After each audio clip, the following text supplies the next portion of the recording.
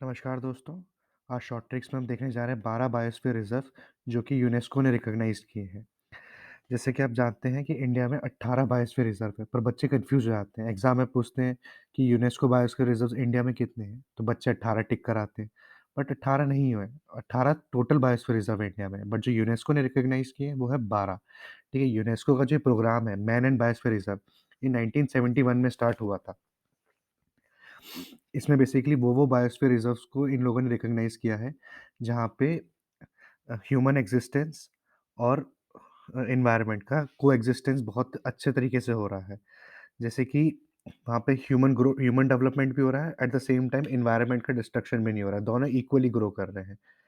Environment में कोई harm नहीं पहुँच रहा है, तो जहाँ पे ये अच्छे तरीके से हो पा रहा है, तो उन बायोस्फीयर रिजर्व को यूनेस्को ने रिकॉग्नाइज़ किया गया है। तो ऐसे बायोस्फीयर रिजर्व 12 ही हैं इंडिया में। कौन-कौन से वो 12 बायोस्फीयर रिजर्व हैं? तो बेसिकली ये है Nanda Devi, Kanchenjunga, नौक्रेक, Sundarban, Similipal, Achanakmar Amarkantak, Panna, Pachmarhi, Nilgiri, Agasthyamalai, Gulf of Mannar and Great Nicobar.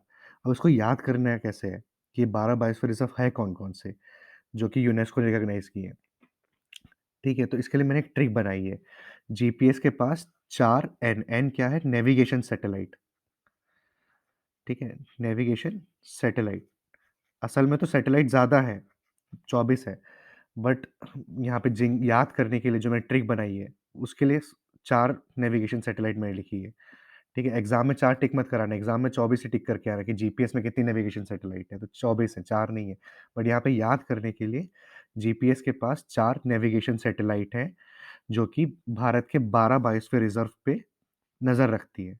आप इसको ऐसे याद रख सकते हैं, जीपीएस के पास 4 नेविगेशन सैटेलाइट हैं, जो कि भारत के 12 बायोस्फीयर रिज़र्व पे नज़र रखती है। तो अब जो जीपीएस है वो गल्फ ऑफ मन्नार को रिप्रेज़ेंट करता है, जो पी है वो पन्ना को रिप्रेज़ेंट करता है, एस है वो सुंदरबन को रिप्रेज़ेंट करता है, के है वो कंचनजंगा को रिप्रेज़ेंट करता है, जो पास है, पास में पी है वो पंचमढ़ी, ए है अगस्त्यमलाई, एक और ए आ रहा है वो अचानक अमरकंटक, एस फॉर सिम्लीपाल। फिर 4 एन, तो 4 एन में हमारे सारे आ गए नीलगिरी, निकोबार, नोकरेक, नंदा देवी। अब काफ़ी बार बच्चे मुझसे पूछते हैं कि इनकी स्टेट कैसे याद रखें? तो मैंने एक छोटी-सी ट्रिक बनाई है जिससे आप इनके स्टेट कुछ-कुछ के स्टेट याद रख सकते हैं। जैसे सिम्पलीपाल है, तो हमारी जो एट प्रेज़ेंट प्रेसिडेंट हैं, तो वो बहुत ही सिंपल रहती हैं, द्रौपदी मुर्मू। तो वो इसलिए सिम्पलीपाल वहाँ से है, उड़ीसा की हैं, बहुत ही सिंपल रहती हैं, इसलिए सिम्पलीपाल कहाँ का है? उड़ीसा का बायोस्फीयर रिज़र्व है और द्रौपदी मुर्मू बहुत सिंपल रहती हैं। ऐसे आप याद रख सकते हैं। अब ऐसे उत्तराखंड में हमारा नंदा देवी है, तो उत्तराखंड में हम जानते हैं सारे ज़्यादातर मंदिर वहीं पे हैं, चाहे वो केदारनाथ हो, बद्रीनाथ हो, यमुनोत्री हो, गंगोत्री हो, तो सबसे आप याद रख सकते हैं कि नंदा देवी उत्तराखंड में है। फिर उसके बाद कंचनजंगा, तो बेसिकली कंचनजंगा मैंने ऐसे याद रखा था, जो डैनी डेंजोपा है, जो एक्टर है एक विलेन बनता है, तो वो सिक्किम से आता है। तो मैंने उसके नाम से मेरे को ये हमेशा याद आता है कंचनजंगा सिक्किम में है। फिर नोकरेक, नोकरेक कहाँ पे है? मेघालय में। तो मेघालय के लोग वहाँ पे नौकरी नहीं है मेघालय में, तो वो नौकरी ढूँढने बाहर जाते हैं, इसलिए नोकरेक। ठीक है, फिर सुंदरबन, सुंदरबन तो बहुत फ़ेमस है, आपको पता ही है, वेस्ट बंगाल में है, ठीक है? और बन जहाँ भी आते हैं बीएएन, तो वो समझ जाओ कि बंगाल से रिलेटेड है। यहाँ पे वन यूज़ नहीं करते, वीएएन यूज़ नहीं करते, बीएएन यूज़ करते हैं। तो जहाँ भी बीएएन आ जाए वो जनरली बंगाल से रिलेटेड है। ये भी एक टेक्नीक होती है, हिट एंड ट्रायल वाली या फिर एलिमिनेशन वाली टेक्नीक होती है, जो आप एग्ज़ाम में यूज़ करते हैं। अगर बन लिखा हुआ है तो वो जनरली वेस्ट बंगाल स्टेट से रिलेटेड होगा।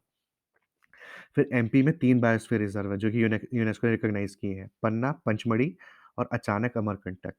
तो इसको मैंने ऐसे याद किया है, अचानक से पंचमढ़ी में से पन्ना मिलके अमर हो गया। अचानक से पंचमढ़ियों में से पन्ना मिलके अमर हो गया वो इंसान, जिसको वो पन्ना मिला अचानक।